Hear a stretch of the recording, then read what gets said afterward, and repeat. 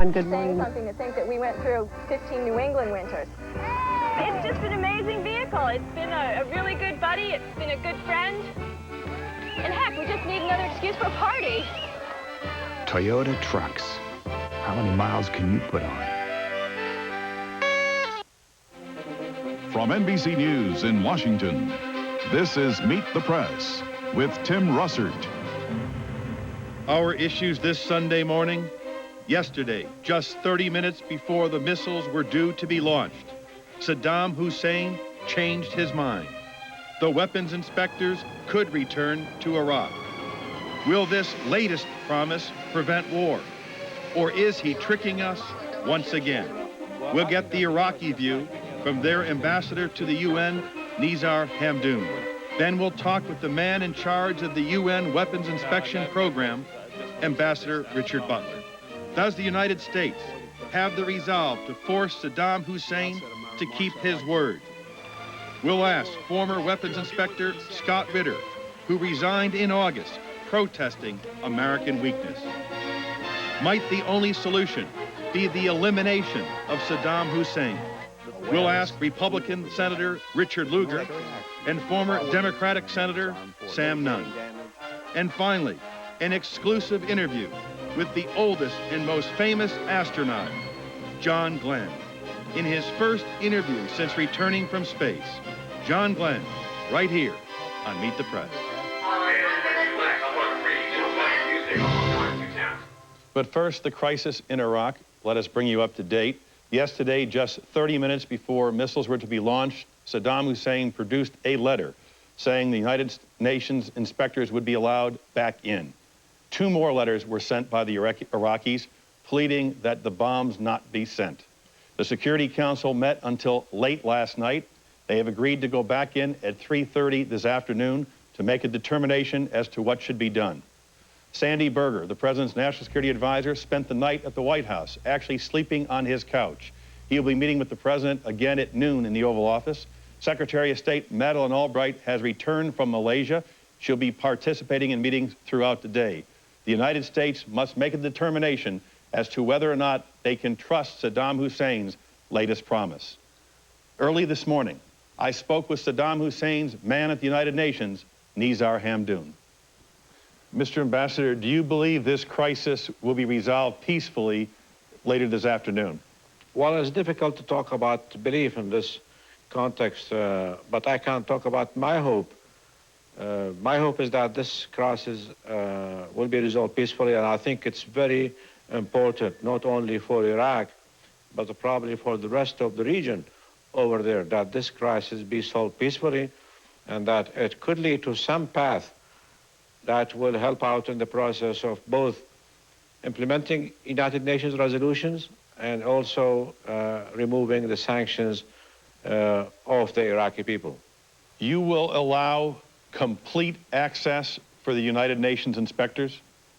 Absolutely. They will go anywhere at any time?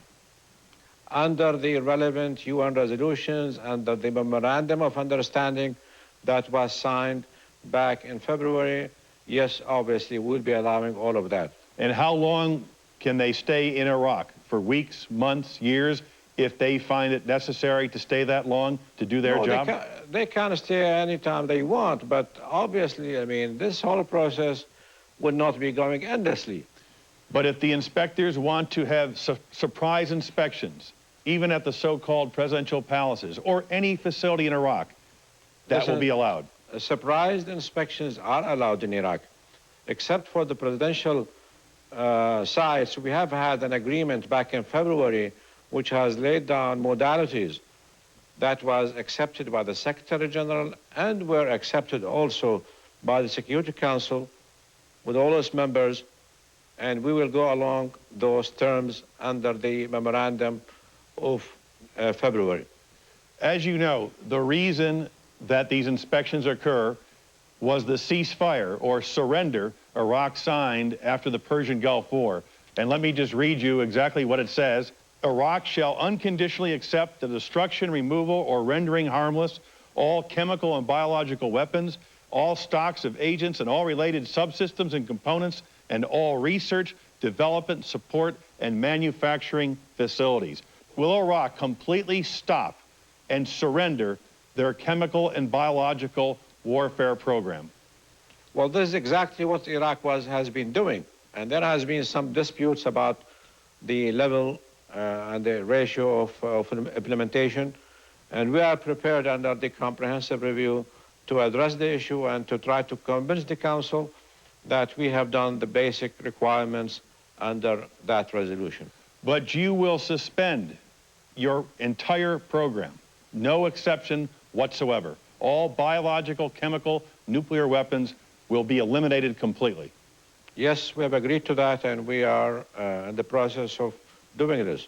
As you know, credibility and truthfulness are at issue here. Let me read to you an editorial from the Washington Post just a few weeks ago. It says that weapons experts from 7 countries have confirmed what American investigators reported months ago, that Iraq loaded deadly VX nerve gas into missile warheads. Iraq had lied about this before UN investigators found the warhead fragments. It lied about it again after the discovery, maintaining that U.S. analysis were flawed by anti-Iraq bias. Well, that remains to be seen. That's an opinion of the Washington Post, but it's not necessarily a fact of life, because the VX tests have been taking place not only in the United States, but also in France and Switzerland, which have not shown any indication, any traces of a VX agent.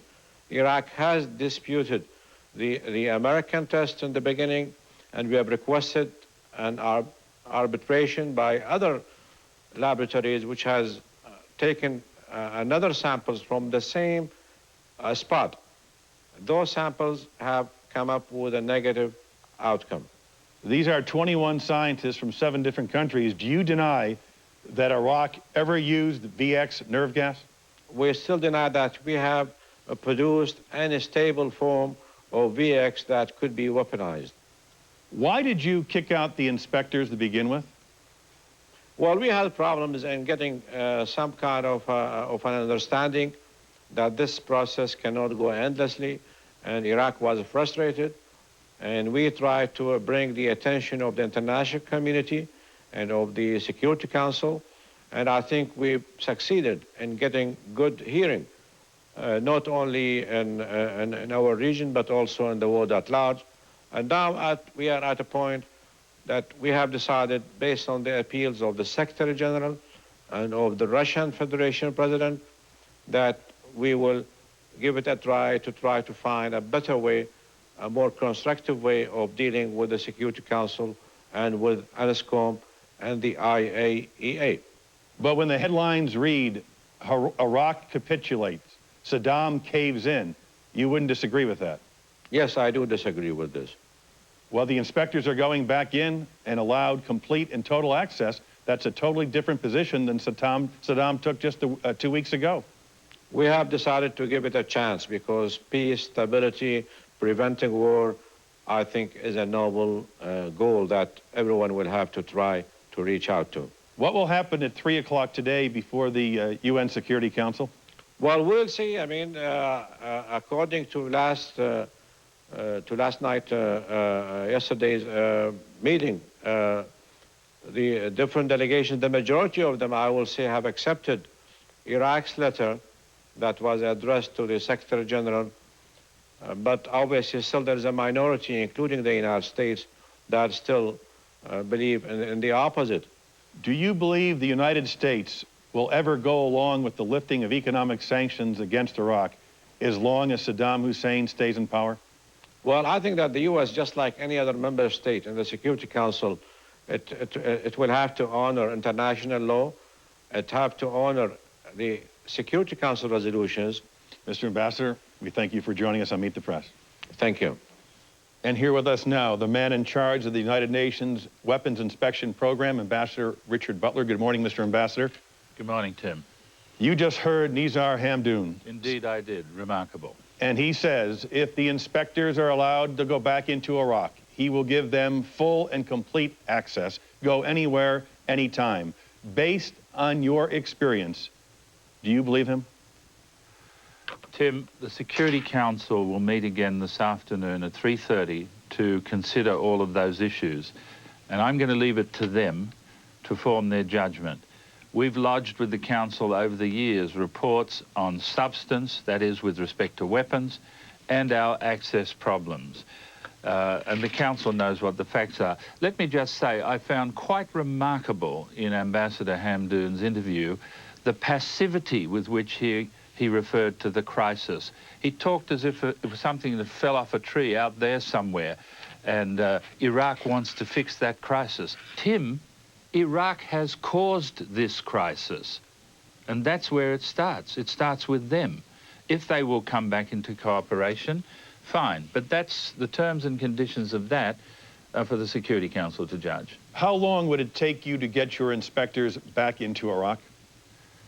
I've written to the Council about that a few days ago and said, when the Council authorises it, and it alone is in charge here, not Iraq, we could be back at work within 24 hours. There have been no... Sorry, on a limited basis.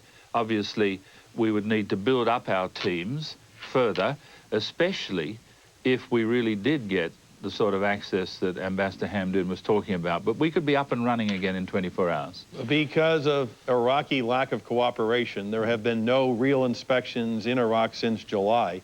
How long would it take your inspectors to be on the ground and be able to exactly find out where they should go? Well, I can't give you one answer to that. It depends on the weapons area. It's different for missile, chemical, and biological. It depends whether we're doing an inspection to verify Iraq's false claims that it's completely disarmed, to try to put the real disarmament picture together, or whether we're doing a monitoring job. And that's the long-term job, to see that they're not rebuilding those weapons. And by the way, in that context, again, you asked Ambassador Hamdoun a question about how long could we stay. I found it slightly remarkable that in his answer, he wasn't addressing the existence of monitoring. You know, we've got two jobs to do. One deals with the past, the other with the future. The past is called disarmament, to get rid of, destroy, as your text showed, destroy, remove, or render harmless the weapons of the past and the present, and monitoring that deals with the future. And monitoring is envisaged by the Security Council to be indefinite. Mr. Ambassador, you also heard Nizar Hamdoun say that the Iraqis never used VX nerve gas on any weapon systems, saying that the report of 21 scientists from 7 countries was just not correct. Well, I'm glad to have the opportunity to talk about this, Tim. You know, people could be forgiven for asking themselves today around the world, what is happening in the Security Council? Why are these forces lined up? Is this for nothing? Is it a sham? Obviously, it's not. There are real disarmament issues at stake here, and VX is a crystal clear example, an example repeated across the board in each of the weapons areas as far as Iraq's behavior is concerned. Now, I'll tell you very quickly about VX. 4 things. 1, denial. From the beginning, and this is classic Iraqi behavior, from the beginning, they said we'd never made any of the stuff. By inspection, we showed that that was wrong. See, inspections work. Then there was minimization. They said, well, they made only a couple of 100 litres of VX nerve gas. We've now been able to show that they've made at least 4 tons of it. And then discovery. We discovered the warhead remnants into which VX had been loaded, and we tested them. Nizar Hamdoun said Iraq asked for them to be tested in Swiss and French labs as well as the American lab. That is just not true. I decided, anticipating that Iraq would use propaganda against the American lab results, I decided to go first and to send them straight off to a Swiss and French lab. Now, here's the bottom line.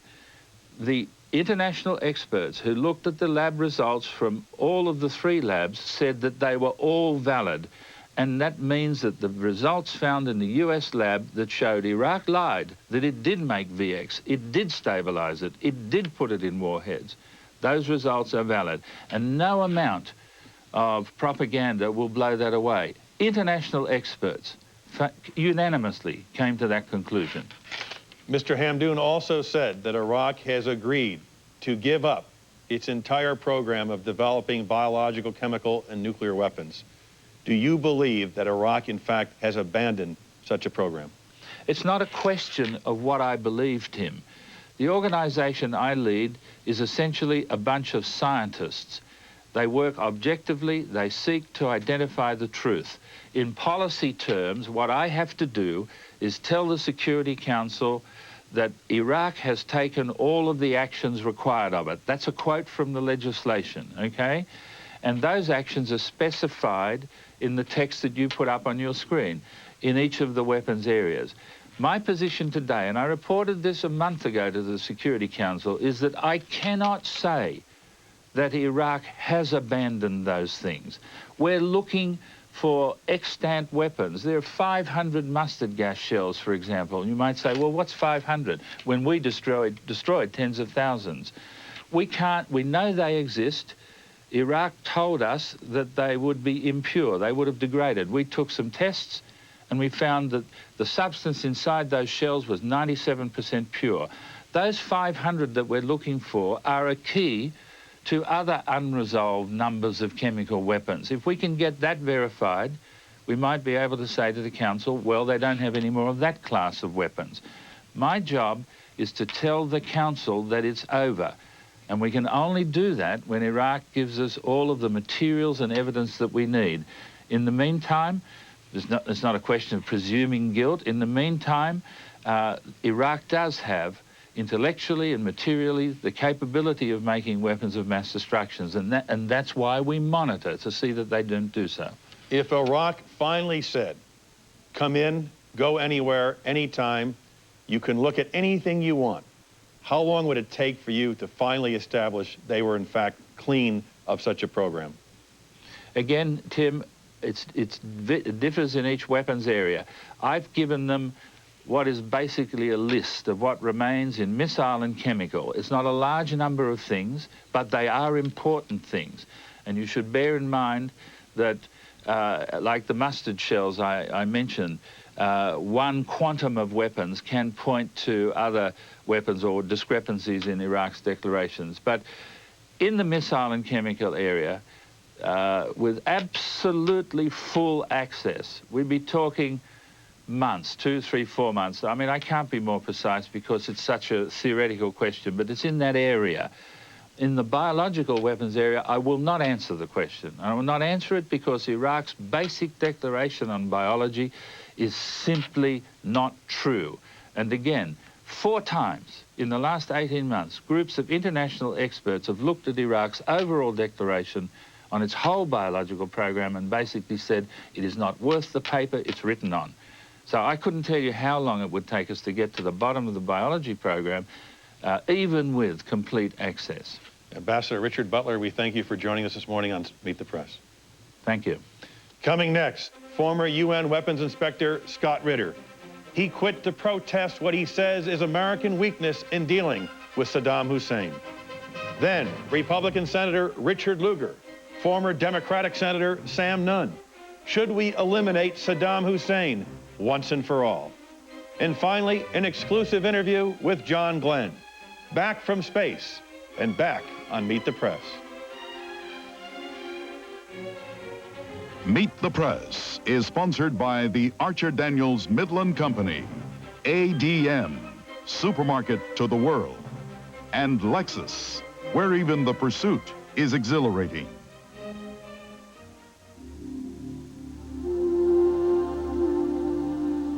The best things in life just come naturally, like the natural vitamin E that ADM makes from soybeans. Now available in many leading brands of dietary supplements, it can help you maintain cardiovascular health, a good cholesterol level, and maybe even help you feel younger longer. Natural vitamin E from ADM. Do what comes naturally. How does it feel to drive the luxurious Lexus LS 400?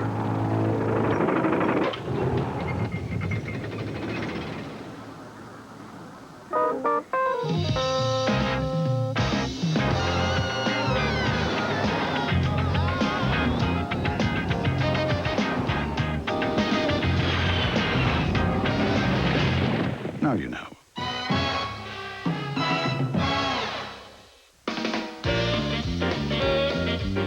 Introducing the remarkably innovative GE Profile Performance range with a revolutionary bridge that connects burners so you can cook any size dish. And its true temp oven is the most accurate in America, so you can also bake and broil like a gourmet. It's so versatile, you could get carried away.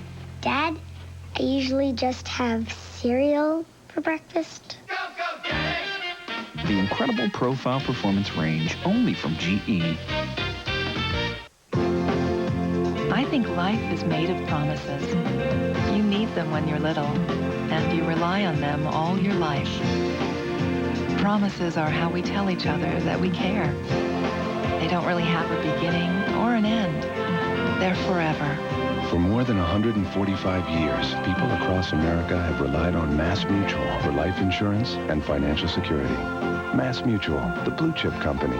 We help you keep your promises. I'm a CEO. I'm accountable to my shareholders. So when we needed a server-based network for 16,000 people, I wanted someone who'd be accountable to me. Then Dell came to see me. Dell delivered exactly what they promised, business-critical servers. As CEO, you'd kill for an original thought, for someone to come to you with a solution, not a problem. I didn't get a computer from Dell. I got a partner. Be direct. Dell. Dell computers use Intel Pentium 2 processors.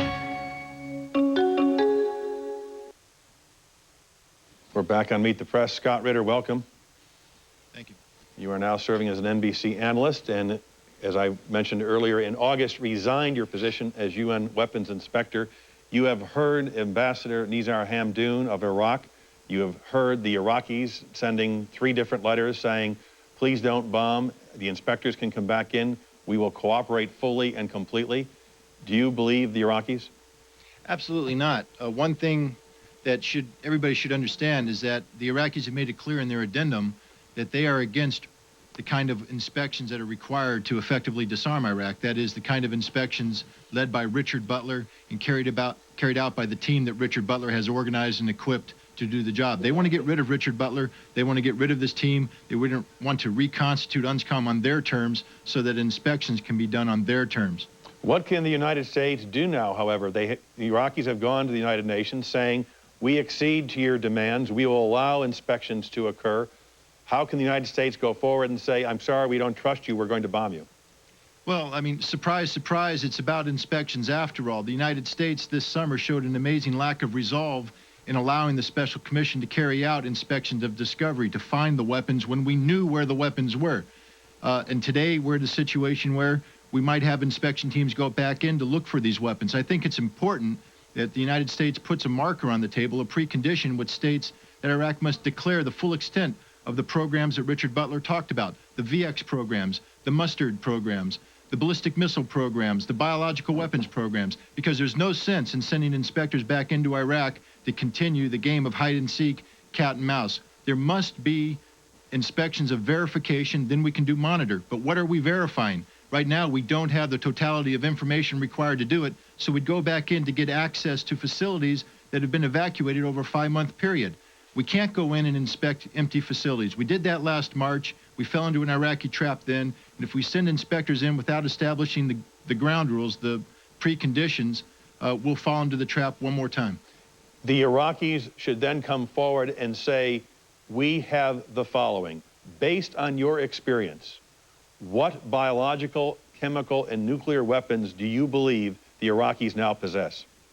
Well, it's clear that they possess a capability in VX nerve agent that they haven't declared. It's clear that they still retain mustard agent loaded in artillery shells and probably air bombs. It's clear that they have a considerable biological weapons program to include retained anthrax agent, most probably botulinum toxin loaded in air-delivered munitions.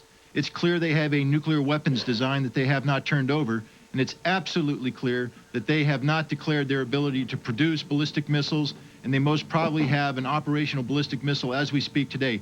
Plus, there's ongoing covert procurement activity on a massive scale that UNSCOM is aware of and that is not being addressed here. We also have to deal with the issues of concealment. Iraq has constructed an elaborate mechanism to hide all of this capability from the Special Commission. So it's not just the weapons programs, but also the systematic methodology used by Iraq to conceal these weapons programs. If Scott Ritter could advise the President of the United States this morning, he would say, tell the Iraqis they must come forward and acknowledge all the programs that you just listed. And unless you do that, we will not send the inspectors back in, and we will bomb Iraq? Absolutely. Look, the United States said back in August one reason they wouldn't support the Scott Ritter inspection team that was in Baghdad armed with outstanding information on where weapons were hidden is that it would lead to confrontation that could lead to military action they weren't prepared to undertake. We're in a situation now that if we send inspection teams back in without that kind of information, we'll just be repeating this scenario over again. This costs $1.5 billion approximately per deployment of troops. Let's take care of the problem now. We brought it to a head. Let's make sure we finish it. Iraq must declare these programs prior to inspectors getting back in, or else there can be no disarmament, and therefore there can be no monitoring. Do you have any doubt, Mr. Ritter, that if, in fact, the inspectors go back in, they will be denied complete and full access, and we will back at a military crisis within the next few months? Well, unless some sort of diplomatic and political capitulation takes place in which we have a sham inspection regime, if Richard Butler is allowed to send inspectors back in on his terms, and we're allowed to carry out the kind of investigations of discovery, because remember, Iraq hasn't provided us anything to verify. We're still uncovering their lies and hunting for the weapons. It takes time. If we're allowed to do it on our time scale, we will eventually arrive at a site that has weapons, and Iraq will stop us. We'll have yet another confrontation. Let me show you the comments of Kofi Annan, the head of the United Nations. He said to the Washington Post, October 17th, United Nations Secretary General Kofi Annan said yesterday, he believes Iraq will never be fully disarmed and that UN weapons teams may have to avoid confrontational inspections in order to regain Baghdad's cooperation in determining the scope of Iraq's current arsenal. That strikes me that is rather stark contrast between your views and the head of the United Nations. Are there two philosophies at work here? One, let's go in and have aggressive inspections and find out what is really going on. And that, as expressed by Kofi Annan, let's not be as aggressive because Iraq will never completely abandon their program. Well, there are two positions. One is total conformity with international law as set forth by the Security Council, and that's the position that I expand upon. And the other one is capitulation, that is the position of Kofi Annan. Look, since his involvement in this process from last February, he has behaved in a totally disingenuous manner, working behind the scenes to further the case and the cause of Iraq. We see that happening now. If Kofi Annan will not support the work of United Nations weapons inspectors carrying out the mandate given to them by the United Nations Security Council, what is he doing? He's supposed to be the United Nations Secretary General. Support the law, support the people who are carrying out these tasks, and quit aiding and abetting a country who is obviously at wrong here. Mr. Ritter, do you believe Saddam Hussein will ever abandon his biological and chemical development program? Absolutely not. These weapons programs are inextricably attached to Saddam Hussein. He has made them part of the foundation upon which he bases not only his internal power base, but also his regional power base. He can't afford to give up these weapons programs and expect to stay in power much longer. Scott Ritter, thanks very much for joining us. And with us now, Senator Richard Lugar and former Senator Sam Nunn. Welcome both. Senator Lugar, let me begin with you. You have been following this very, very closely. Iraq has now sent 3 letters saying you can bring your inspectors back in, complete access. Please don't bomb us. What would you advise President Clinton this morning? Well, fundamentally, the president must understand that Saddam Hussein will not give up the weapons of mass destruction. They are the basis of his regime, and he has the political will to use them, and that is an especially important and ominous thought. In essence, our country and the rest of the world, whether it realizes it or not, is at risk, will continue to be at risk so long as Saddam Hussein rules Iraq. Therefore, our course at this point has to be military action. It ought to be decisive insofar as we can destroy those sites that we cannot inspect and destroy as much of Saddam's military power as we can find. And then we're going to have to work, in my judgment, with Iraqis to bring about the end of the regime of Saddam Hussein. Now, there are enormous risks involved in that. But I would ask those who keep measuring those risks to take a look at the risk of leaving Saddam Hussein in power and with weapons of mass destruction as he dodges and weaves any inspection, any set of letters or stipulations. And it seems to me the president really has to get that straight. He has to move on course with the military authority that is moving in that direction, bring together whoever will support us in our alliance to do that, and to do it very promptly. You would proceed with military action today? Yes, I would. I think very clearly we are in the dodge and weave period again, in which various countries have found it convenient to say that Saddam, in responding to the Russians, of all people, and to Kofi Annan, has satisfied the world, and in essence let the inspectors return. But as Scott Ritter pointed out to a hearing that Senator Thurman and I chaired this summer, there was an end by our government, really, to a push for inspections. That wasn't explained to the American people, although it is now apparent that we fell back on the thought that keeping the sanctions would hold things down to a dull roar. Now, that really hasn't worked. We've been embarrassed. The president cannot afford to be embarrassed again. And while we have the forces moving there, we need on this occasion to use them well. Senator Sam Nunn, what's your thinking this morning? Tough box we're in now. Saddam was in a box by himself until yesterday with all the world against him. It would have been much better if we could have gone ahead with the attacks before he sent the letter. Now we're in the box with him. I agree with much of what my good friend Dick Lugar said and much of what Scott Ritter said, but we have to keep our eye on one thing, and that is the sanctions require international cooperation. The United States is not capable of imposing sanctions on Iraq by ourselves. So if, in taking military action at this stage, we basically lose the alliance and we lose people in the region, it is going to require us to understand that we will not be able to maintain the sanction regime. So that's a trade-off. Certainly in the short term, one thing that Scott said that I think is absolutely essential, we need to play off our draft. We're playing off the letters that they write. We ought to tell them what we want. We ought to say who we want to sign whatever document we ask for, and we ought to say what the deadline will be. In the meantime, we also have to start thinking long-term. These are short-term steps now, but we have much at stake in the region in the long term. We have no real alliance on the ground. We have to rely on U.S. ground forces. We're played like a yo-yo every time Iraq, even if Saddam Hussein is gone, his successor can move a few tanks across toward Kuwait.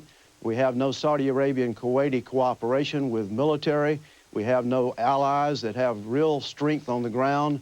The United States ground forces in that region are basically counterproductive in the long run because they stir up fundamentalist opposition. So we've got to structure a long-term alliance in that area that can deal with not only Saddam Hussein, but others in the region in protecting the strategic assets there, which is the oil, and also to make sure that we have a policy that can be sustained. Today's policy cannot be sustained. Senator Nunn, if the president called you up today and said, Sam, I need your advice, the Security Council is going to recommend that we not go forward with military action, that we give the Iraqis one more chance. The only people who want to go forward are ourselves, the U.S. and the Brits. Would you encourage the president to go forward with military action this afternoon or give inspections another chance? It depends on whether the administration believes the allies are simply going to be going through the motions of saying they don't want a military strike, or whether they really mean it and what the assessment is on the repercussions if we go forward alone. I am not in a position to judge that, but you have to judge that if you're the President of the United States. Senator Lugar, do you believe the United States should be willing to commit American ground troops to Iraq in order to bring about the elimination of Saddam Hussein? Yes, I think that probably will be inevitable. Not immediately, but we ought not to start down this trail saying no ground troops under any circumstances. They may be required. The preferable route would be for Iraqis to take care of the regime of Saddam Hussein, and that we ought to encourage, or other people who are in the neighborhood. We've not worked that avenue very hard, but we will have to do so very promptly. Isn't it against the law for the United States to assassinate a foreign leader? Well, it is, and I'm not suggesting that. There's not a personalization of the situation. When we talk about the end of a regime, it could occur at the ballot box. In this case, it probably will not. But I would say within an intramural struggle in Iraq, it's very possible Saddam Hussein physically might survive, but his regime might not. All I want to make certain is that he is not there pulling the trigger with the political will to use weapons of mass destruction that he has and that he is trying to develop. Senator Nunn, can Iraq ever be free of economic sanctions as long as Saddam Hussein's in power? I believe that we will have to continue, as Richard Butler said, monitoring, because you can build biological weapons in a room the size I'm in right here. You can do it with commercial resources, and Iraq already has the infrastructure and the know-how to build biological and chemical weapons. We can't prevent biological and chemical weapons from being built in our own country, so it has to be a continued monitoring. We also have to realize, Tim, that Saddam Hussein and Iraq is not the only country in the region that basically is building these weapons. We need to have a new doctrine of deterrence and a new doctrine of saying that any country that deploys these weapons will be subject to preemptive attack, and any furnishing of any of these weapons to terrorists, which is, in my opinion, the worst case and the most difficult, will basically require a response of the country responsible for that. Let me say one other word about removing Saddam. During the Persian Gulf War, I did a little legal research, and it was very apparent that under international law, if you are in a conflict, that going after the top of command and control is not assassination. That is perfectly permissible in any kind of sanctioned warfare under international law. So I think we ought to quit talking about assassination here. The other thing I would have to add, that when you talk about removing Saddam, it should not be an emotional kind of response. It ought to be thoughtful. Arming the Kurds and arming the Shiites is going to unite the Sunnis to support Saddam, and they are the people in the long run who control Iraq, and they're the people who would have to remove him. So we need to get the Congress and the President together on a long-term strategy here. We are divided now. People are reacting emotionally. All of us would like to see his regime gone, but we have to have a thoughtful program and not act like it's going to be easy or simple. That has to be the last word. Senator Sam Nunn, Senator Richard Lugar, thank you very much for joining us this Sunday morning. Coming next, John Glenn, in his first television interview since his triumphant mission back to space. Back on Meet the Press.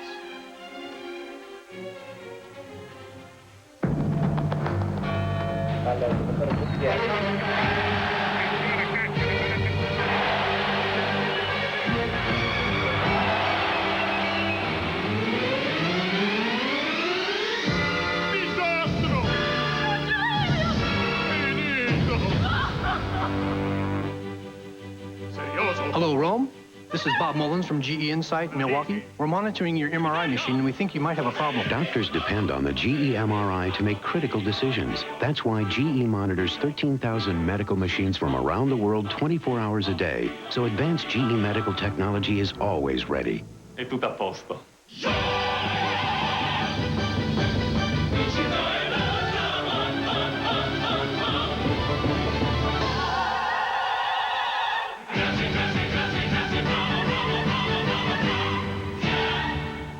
Just doing my job. So how are we going to take advantage of this opportunity? We'll need a new retail operation. Right, and if we don't do it, someone else will. So it's got to happen fast. Up and running in 2 months. And it's got to be global. Global in 2 months with no sales force and no stores? That's impossible. Not for EDS. In just 2 months, EDS helped the World Cup create a global internet store, so millions of fans can buy World Cup merchandise instantly. Now, what can EDS do for your business? Send your customers a FedEx package in 2 days, and it makes a big, big impression. Cost? Up to $11. Send your customers a UPS package in 2 days, and it makes a big, big impression. Cost? Up to $11. Send your customers a priority mail package in 2 to 3 days, and it makes a big, big impression. Cost? Just $3. So, what's your priority?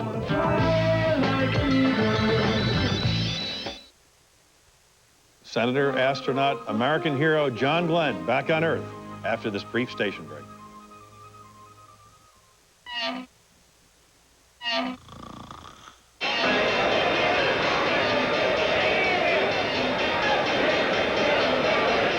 Dateline Sunday, trapped in a blizzard, caught in a flash flood, and what's it really like inside a tornado? Nature's wrath unleashed right before Twister. Dateline Sunday. Find out if you're a winner. Watch the Washington State Lottery drawing live. every night at 7 on Northwest Cable News, the official Washington State Lottery Network. The professional contractors of the National Electrical Contractors Association and the skilled electricians of the International Brotherhood of Electrical Workers provide the quality electrical work and vision for the future your projects demand. Rigorous training, certification, and licensing guarantee our skills today. Ongoing education guarantees our expertise far into the future. Give your projects power for the 21st century. Call on NECA and IBEW. News Channel 8 can also be seen on these local translators. John Glenn, welcome back to Meet the Press. Welcome back to Earth. Thank you. Glad to be with you, Tim. How did that 77-year-old body hold up in space? How you feel? Doing pretty good. We're back to normal now, I think, but we're still continuing to go through a whole battery of medical tests over and over again, and it's to set baselines for what they may do in the future in research in this same area. And that continues every day. I have a regular schedule on that, and we'll have for the next week or almost 2 weeks, and then be back here for follow-up checks on 30, 60, 90, and 180 days probably. How rough is 9 days on the human body?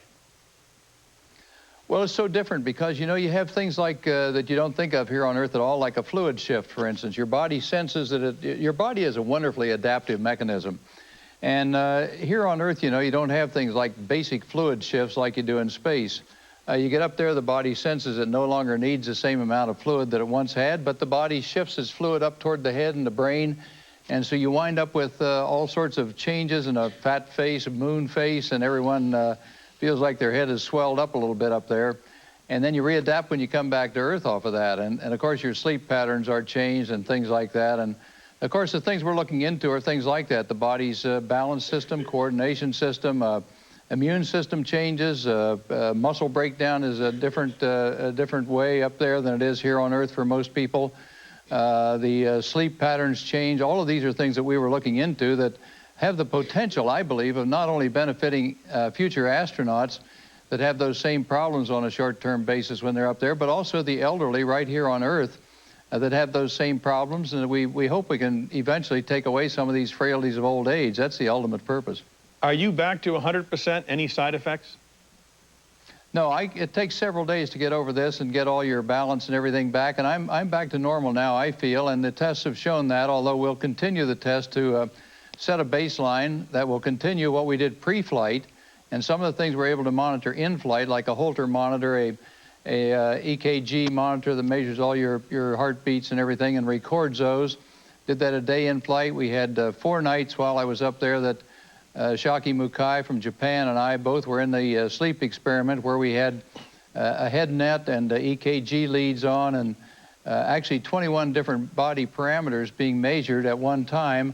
And the information to get back off those things will probably be months in being analyzed adequately, but we hope we're starting a whole new area of research that I think could be very beneficial for the future. While you traveled those 3.6 million miles, 9 days in space, what did you learn about yourself? Well, we didn't get mileage on that either, I might add. No frequent traveler miles. No frequent travel miles on that. Would welcome that.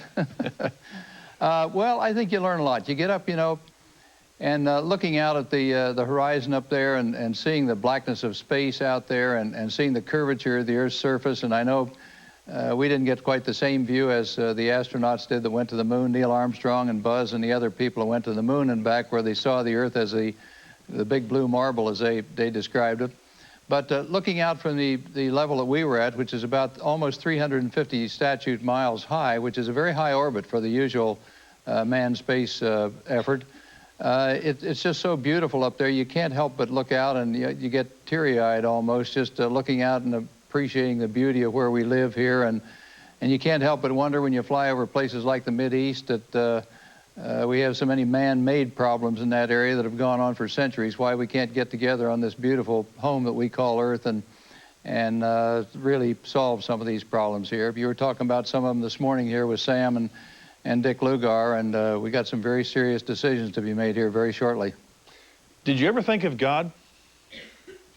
Yeah, sure. And I was asked something about that while we were up there on one of the programs. We were in a press conference right afterwards, and I think I don't think you can look out on something like that and without having a greater appreciation for our creation and God.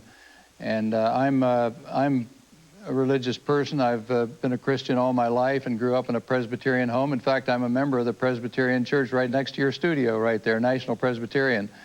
And understand that maybe we'll have a chance to talk to some of the children later on. Absolutely.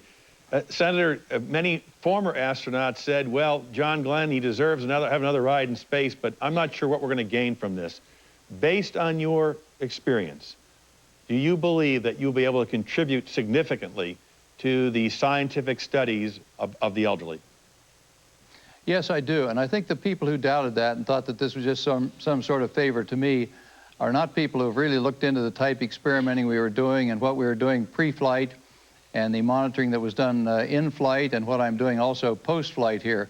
We're getting into areas, you know, the effect of space flight on bone and muscle formation and deformation.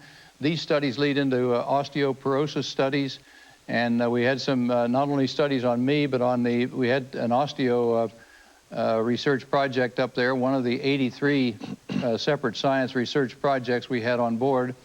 And it goes into how the bones are formed and how they break down and doing studies on those, as well as making measurements on me. And they'll make measurements on my bone structure and muscle structure. The immune system changes. They'll be doing blood analysis of the blood that we took up there, some 12 different blood samples that were taken while I was in space. The sleep experiments, all of these are things that when you go into the details and how many people are affected by this, you just can't help but come down to the science on this that we got into, quite apart from just the personal experience of going back up again. But the science of it, I think, is going to be far-reaching, and I think we're just we're opening up a whole new area of research here for NASA that I hope they continue as we learn more about this. They'll analyze completely what happened out of my experience up there, and then they'll make a judgment of whether they want to, what parts of it they want to go ahead or expand or whatever. But the body changes in so many ways. You know, the younger astronauts up there now are the people, they have changes in their bodies, but they readapt when they come back to Earth. Now, the elderly right here on Earth have about 8 or 10 of those same characteristics, but we don't recover when you get old here. Now, in comparing what happened to me with the younger astronauts up there, maybe we can eventually come up with what turns the body on and off, the body's immune system, or what makes osteoporosis changes in the body. The bone structure, sleep patterns, balance, coordination, all these things that plague older people and contribute to the frailties of old age, those are the things that we're looking into and that I hope will prove of huge value into the future. That's the purpose, and this is just the opening toe in the door type effort in that direction. Let me show you an interview 45 years ago, right here on Meet the Press, a very prescient John Glenn. Is any time limit set on, age limit on the astronaut's age going up there to the big yellow moon? No, there's been none at all yet. I feel as long as we stay in good shape and can keep qualified, I don't see increasing age as any obstacle here. Not bad. You were only, what, 35 years ago. You were 42 back then, Senator, and you called it right on the money. Did you ever dream back then? Did you ever dream back then that in 1998 you'd be going back into space? No, I didn't, but let me just make a general statement. I think too many people live their lives by the calendar, Tim. I think they think at 60 they're supposed to do so-and-so, and 65 and 70 they're supposed to do so-and-so. And my view has always been that if you feel like you can do something and you want to do it and can arrange to do it or can implement your dreams, why not? I don't think people should run their lives just by the calendar. It should be more by what they want to do and think they can do and are willing to work to do. And as far as did I ever think that I would be up there again? No, through the years I thought it would be less likely, although I always wanted to go up again. But I thought it would not likely occur. But then we got interested about 4 years ago in some of these similarities between what happens in the natural process of aging here on Earth and what happens to the younger astronauts up there. And in discussing this with the National Institute of Aging, Dr. Hodis and people like that at NIA, and the NASA people, Arnold Nicogosian and the other people over at NASA headquarters, and this came up to be a thing that they wanted to review and did for over a year. Had a couple of national conferences on it, decided it would be of value, And so out of that, it became an advantage to be old and not a disadvantage, because they wanted someone in their mid-70s, and I certainly qualified. Would you like a third flight, another flight? Well, Annie is sitting here in the studio with me, and I dare not say what.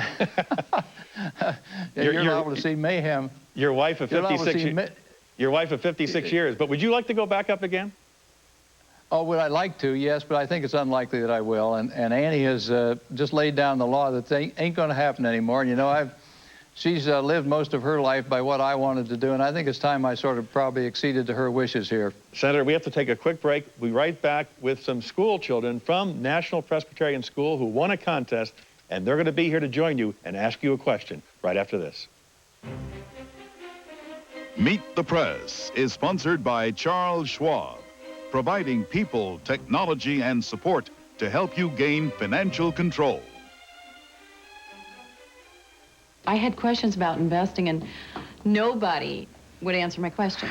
And then one day my friend was telling me about stocks and that she wanted to start a stock group. We go to the meetings, we talk about everything, you know, children and parenting and politics, and then we talk about which stocks look good. And I come home and say, okay, let's do this with the girls' money. Let's invest in this stock. This looked the best to me. And we learned about it on Schwab.com, right? So you can go to college. A pound of regular ground beef has more than 90 grams of fat. Harvest Burgers for Recipes is fat-free. It's already browned, so you can use it wherever you'd use browned ground beef. And make all your favorite foods a whole lot lower in fat. Want the flavor without the fat? Get all vegetable Harvest Burgers for Recipes from Green Giant. Star Trek is a culture. It's about hope, diversity, camaraderie. It's part of us. It's about technology. Tricorders. Replicators. Transporter. Computers. And the phasers. Oh. There's a new movie coming out. I have visited the website. Engage. You can buy everything online. Where else would you buy a board? The web. It's like a transporter. The Star Trek Online Store. An IBM e-business. Mom, when are we gonna get there? How many more miles? Ever since you started traveling, it's been like this. You're left hanging with no idea what's going on. That's why United Airlines provides up-to-the-minute information at the gate. Can I go to the bathroom? Especially when there's a delay. It's just one more way United is rising. You know, the last I looked, the average workday lasts more than a few hours, right? Right. But average pain relievers may work for a few hours, then quit. Well, now there's a leave. A leave's the one with the strength to work on arthritis pain all day long with just 2 pills. It would take 8 Tylenol to do that. So, if your pain reliever isn't putting in a full day's work, Fire it. fire it and take a leave. 2 pills, all day relief, works for me. Senator Glenn, on Thursday, October 29, when you were launching the space, these children from National Presbyterian School were in this very studio watching you and applauding you. They entered a contest. These are the winners. And 6th grader Blake Elder has a question for Senator John Glenn. Go ahead, Blake. Hello, Senator Glenn. Considering the advancements made since your first flight, what do you think the future holds for space travel for my generation? Well, I think the future is unlimited, Blake, and I am glad to have a chance to talk to you there this morning, although I should ask you kids, what are you doing out of Sunday school this morning and over there next door? But anyway, glad to talk to you this morning, and you know, it's unlimited as to what you can do in the future. I think whatever your imagination can imagine, we almost can do these days, and if I think back when I was your same age and all the advances that have occurred since then, they're not things that I could have dreamed of or even hope to analyze in advance. And I think that you're in the same situation I was then. I think the way things are opening with computers and space travel, and on one of these days we'll have cheaper ways of traveling into space so more people can go and do more research in space. The reason for doing the research is not just for a few astronauts up there, it's for the benefit of everyone right here. And I think when we open up new medical science and new research in space, I think you people, your generation, will be at a time period where you can fully participate in all that. When I look back to my first flight back in 1962, when I think back then, we were just trying to figure out whether we could do these things or not. We were trying to figure out whether our eyes changed shape and you couldn't see right, and whether your ear, the vestibular function in your ear that gives you balance would be so fouled up that you wouldn't be able to function. And they had special medicine for an emergency to get me back down. And now, of course, we've gone through 120-some manned flights, and we're using this as a laboratory in space, and we're looking into micro things such as new types of medicines of tiny encapsulation that will enable us to have a different approach to cancer, or maybe even artificial blood sometime in the future that they've talked about, where you wouldn't have to, you could make that up separately from getting it from another person. Senator? Yeah. Senator, we Yes, go ahead. We have to get him back to Sunday school. All right, we have to leave it there. We thank you for joining us. And remind, Senator, you can have a moon face without ever even going to space, as you know. That's right. As I have proven. Blake, tell Reverend Barnes there I send my very best this morning, and thank everyone for their thoughts and prayers. Will you please? You got it, Senator Glenn. That's all for today. We'll be back next week. If it's Sunday, it's Meet the Press.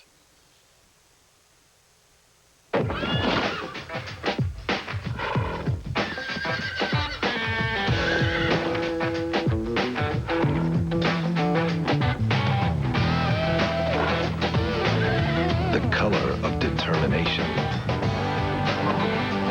One of the colors between the colors created by Canon. Canon Laser Color. Its only competition is reality. This curl, this smile, this tear, this look you know so well. You want to protect them with life insurance from a name you can trust. GE. Take advantage of GE's expertise to help protect this joy, this love, this hope, this promise. For life insurance and for every step you take in life, you can trust GE to help. The following is a commercial message from the Archer Daniels Midland Company. Suppose somehow we caught all the fish in the ocean. Sounds impossible, but the fact is that commercial fisheries have shut down because of the fishing we have already done. Dozens of species have been fished to commercial extinction. Now the world's catches are the smaller, bonier, oilier fish. About 70% of the world's fish have been caught at or beyond a rate that can be replenished while the population grows and the demand rises. Future needs may have to come largely from controlled fish farming. No great sport, perhaps, but it's a realistic answer, and it is environmentally responsible. People, food, and the environment are all interconnected. Think about it. Fish farms must increase production by 350%. ADM operates one of the largest indoor aquaculture facilities to grow tilapia, a high-protein fish. At ADM, it's not enough to feed the world. We want to feed it better.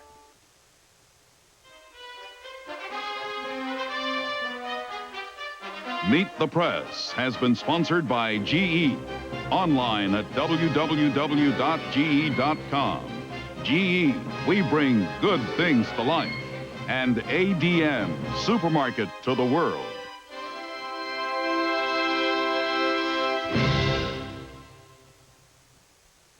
Meet the Press is a presentation of NBC News. More Americans watch NBC News than any other news organization in the world. Monday, Target Iraq. In-depth reporting from Baghdad, the White House, and the Pentagon. All the late-breaking details. And the prescription drug crisis. You can't live without them, but why do they cost so much? Your health or your money? Impossible choices. A special nightly news Wall Street Journal series, only on NBC Nightly News, Monday. You know there's nothing that I'd rather do than to be with you, talking with the stars. It's the way you make me smile and tells me who you are, yeah. It's Regis and Kathy Lee. Weekdays at 9 on News Channel 8. Be there or be square. America's Funniest Game is back in Whoopi Center Square. I just love being the center of attention. It's Hollywood Squares. We're talking big. Tell them Whoopi sent you. Weeknights at 7:30 on Northwest News Channel 8. The professional contractors